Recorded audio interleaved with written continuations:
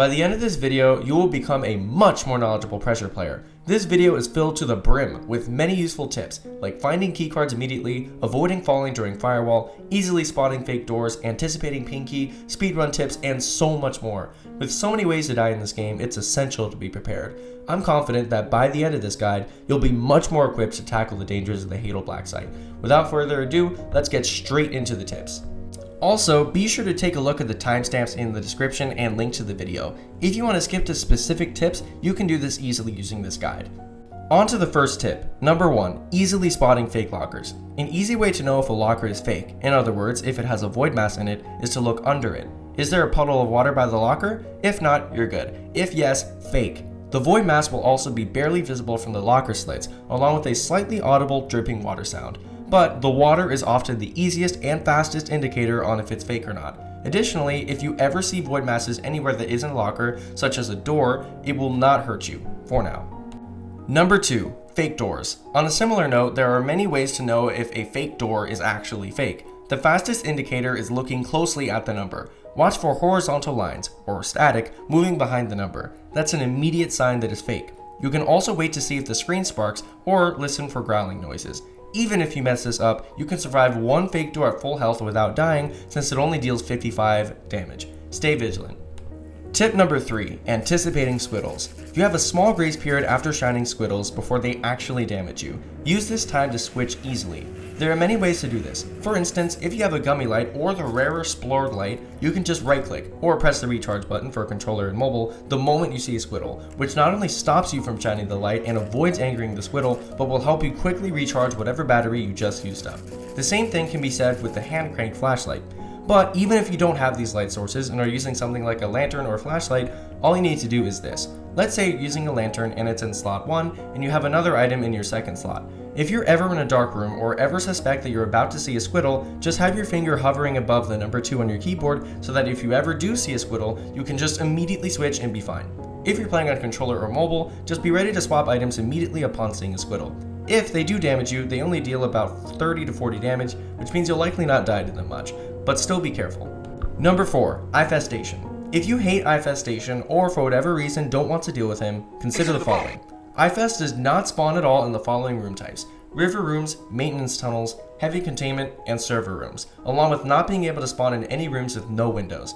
Even if he does spawn, usually all you need to do to get rid of him, at least for the room you're in, is just to open the next door. This means that if you're playing with others, only one person has to deal with Eyefest, because once the next door is opened by one person, everyone else can pass through safely without having to deal with Eyefest.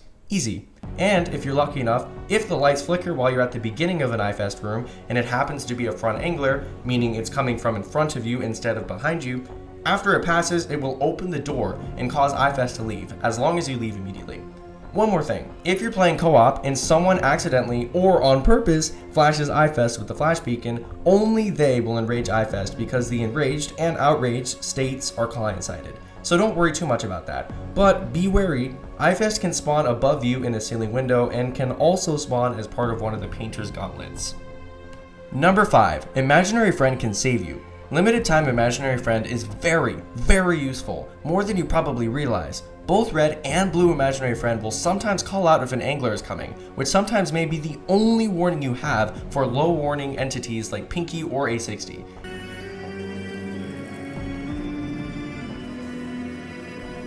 Something is coming. Andy! Watch out! It's coming this way! It's also a godsend in the ridge where all light flickering is removed. Having both red and blue Imaginary Friend increases your chances of them giving you a warning, and having more people with them also helps. By the way, you can get blue Imaginary Friend by trading a red one with sea bunnies, or very rarely naturally. Do not pass this up, it's very worth it. Tip number 6, about Sebastian's shop. Sebastian's shop always spawns around door 50. Rely on him if you need something like batteries or a medkit. But something you may not know, Sebastian has a rare chance to sell more than just the common items, such as a flash beacon, medkits, or a flashlight. Sebastian can actually sell things like the Necrobloxicon, one of the coolest and most useful light sources in the game due to its auto regeneration, along with a Gravelight, Blacklight, Dweller Chunk, and Cocktail Parathecine, which are some of the most useful items, but they spawn very rarely in the shop. Make sure to save enough research before getting to around door 50 so that in case you get lucky enough to have Sebastian selling one of these rare items, or if you're low on health or battery and need a refill, you'll have what you need. Try having around 500 to 750 research minimum so that you have enough options, but obviously the more the better because you never know what you're going to get. Trust me, it will hurt you if you see a Necrobloxicon that you can't buy. Always be prepared. Editor Foxesrock here. Really quick, if you're enjoying and benefiting from this video so far, consider subscribing. After putting in an insane amount of time to create this guide, I have a lot of faith in this video's tips and the video itself. I truly believe that this could really help many people in the Pressure community, and I want to make sure this video reaches those people. Help me in that mission by liking, subscribing, and sharing so that this video reaches the people who truly could benefit from it most. I appreciate even the tiniest support. Thank you for your consideration, and right back to the tips we go. Tip number 7, Blacklight and Splorglight. As you may know, the Blacklight does not anger Squiddles like regular lights do. This is a top tier light source for dark rooms. Keep in mind it does drain relatively fast, so you will need batteries. Additionally, the Splorglight is a gummy light version of the Blacklight, which is very rare and does not need batteries. It is most easily earned by trading a gummy light with a sea bunny. You can also very rarely encounter them naturally, but I wouldn't plan on it. Look out for these though, and don't take them for granted. They can be very useful to remove one entity from your concerns in times where things get really overwhelming. A great example is during Ridge, where you sometimes have to juggle Squiddles, Eyefest, Wall Dwellers, Radios, and Anglers all at the same time. Think smarter, not harder. Number 8, anticipating the multi-monster. Have you ever been worried about how to dodge A60? He's actually not too difficult to notice. If you look closely at your screen when he's about to come, the screen will have a status effect and there will be a small buzzing sound playing. This is your first warning, and if you notice it immediately, you can be ready to hide way before A60 says his message and passes through. Some of the messages include think fast, ready, and incoming, among others. Keep this in mind. One other thing you must know, which I'll talk a bit about more later, is that A60 will completely delete your body upon death, which, if you have a defib, will make it impossible for you to be revived. So be wary if multi-monster ever comes by. Number 9, reviving with the Defibrillator. The Defibrillator can help you revive your teammates and will be unlocked in the dead drop shop after being revived with the defib or reviving someone else with it. They can also be rarely found while searching for research if you're lucky enough. In order to use it, you must directly use it on your friend's body. But if you have defibs, make sure you're especially wary of deaths which make reviving with the defib completely impossible. For instance, A60 will completely remove your body instead of placing it where you died. Dying in the Abomination or Firewall encounters, along with dying in a pit or dying to Chainsmoker, will also make you completely unrevivable by a defib. This is because your body will be inaccessible, locked away in those places. Lastly, if you're going for This Badge Sucks, or any of the related survivability badges, everyone bringing a defib is an absolute must, since defibs are allowed for these badges. Consider that it will allow you basically 8 revives, which is amazing. Lastly, if you're actually doing this, make sure that if any of the 8 players suspects that they're about to die, they must drop their defib immediately, as unlike other items, defibs do not drop on the floor after death. Tip number 10, expecting documents. If you pass what appears to be a rare room, don't only look at it, look for documents as well. There are many rooms that you may encounter which have documents, including toy remotes and heavy containment, the Aquila Void Mass, Navi AI, and much more. Trust me, you will completely regret it if you don't. Some of the rarer ones, like my wife for instance, you may not see again for a long time. And also, if you're intending on going for documents, do not rescue Painter. Sebastian will not save any documents you encounter in a run where you rescue Painter. Imagine if you start by rescuing Painter and then get lucky enough to find Stairwell 87. You ain't getting that document and you'll regret it. Not sure if this has happened to anyone before, but I'd be devastated if it happened. RIP to anyone this has happened to. Tip number 11, hiding from Pandemonium. This next one's a popular one. You do not need to use a locker to hide from Pandemonium. What? Expendable at door 30. Pandy has crazy visibility, and the only way to evade his minigames without dying is to completely hide your body from him. Let me know if you guys want a guide on this specifically. It is so satisfying to evade him in this way. Not that I don't love his minigames though. Tip number 12, finding keycards easily. If you get annoyed by looking for keycards, pay attention to this tip. You actually do not need to open any drawers to find this thing. There are 2 easy ways to locate it, even in the dark, without opening anything. Number 1, wait until you hear a jingle, which will hint at where the keycard is. This is best heard with headphones on. It is also more easily found with death mode on due to the indicator. Number 2, the second method, which I personally use, is listening for the buzz sound. If you listen very closely while in front of a keycard, it will buzz. You can even hear it when it's behind a closed drawer, which is insane. Use this to locate the keycard easier, especially if you don't want to bother searching entire rooms. But, of course, if you're okay with it, searching all the room for possible loot helps too, because you might miss the medkit that you end up needing. Number 3, the last method I haven't mentioned yet is Sebastian Scanner, but I find the previous method easier to save chroner and batteries, but whatever floats your boat.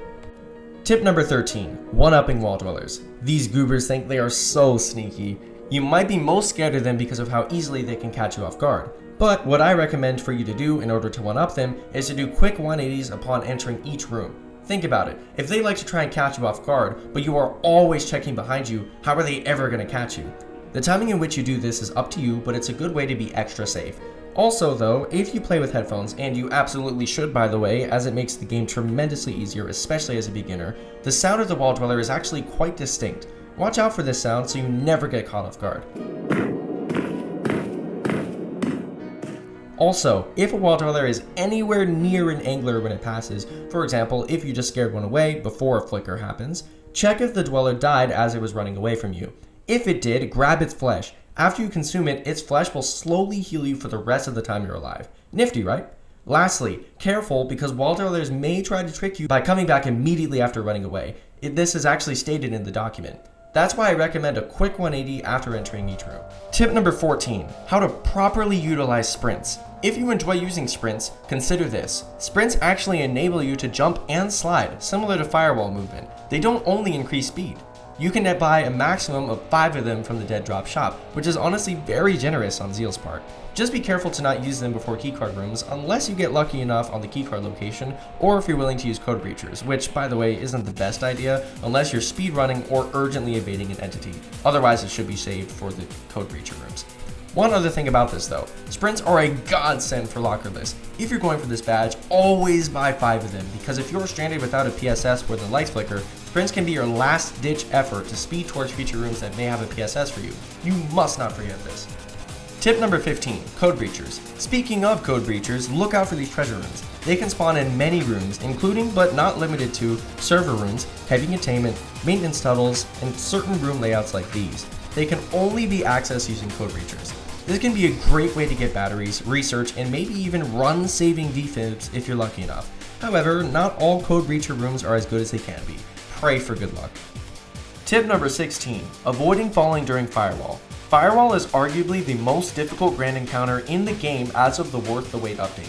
Although it will take you a good deal of practice to consistently clear the jet suit course, here are some tips to get you started. First off, don't underestimate the usefulness of your dashes. They and your double jump replenish the moment you hit the ground. You can use this to go incredibly fast in certain sections that permit it, along with the very end. It can also save you from falling off and having to lose HP just to get back on course, literally. And do consider it doesn't matter how quickly you jump and then get back on the ground, it will always replenish, there is no cooldown. Another tip to consider, in the sections where you have to slide, you may not be able to slide under the obstacles if you hit the wall before attempting to slide. Make sure to start sliding before reaching the wall, which not only ensures you don't get stuck, but helps you build momentum for the future sections. The last thing I wanted to speak on, the green breakable glass is only breakable by dashing through them directly. It is technically possible to go above them depending on the room generation, but this is risky. It's most consistent to be right in front of the glass as you dash, to ensure you are in the best position to continue moving through the course.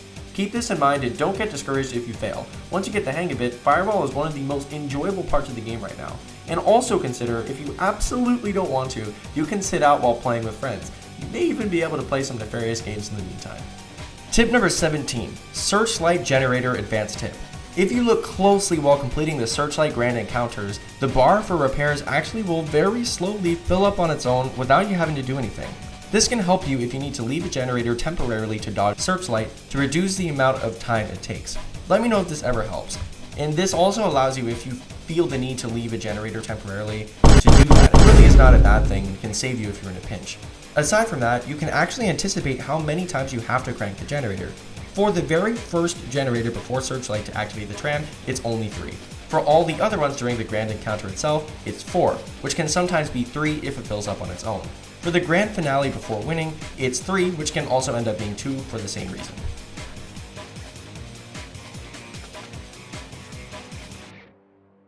Tip number 18, surviving Abomination easier. For Abomination, if you find it difficult to survive without being hit by Abomination himself, landmines, or the fans, there's a way to more effectively and carefully evade the fans, which the game does not make very obvious. You can actually hold S or move backwards for controller and mobile to slow down your speed without turning off your hydroglide. This can help a lot in sticky situations, but don't do it too much because obviously you do not want Abomination to catch up with you. But this tiny detail can help you make precise movements that would otherwise not allow you to avoid certain hazards.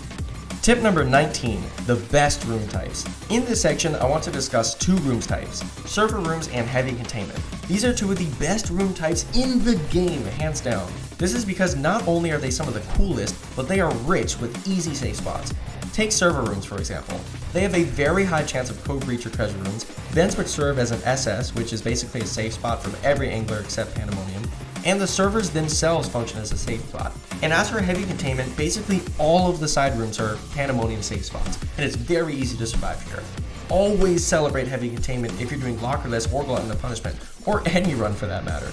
Tip number 20, speedrun tips. Here's a nice way to save yourself some time. There's actually a way to get past the metal railing you see in many of the rooms you enter.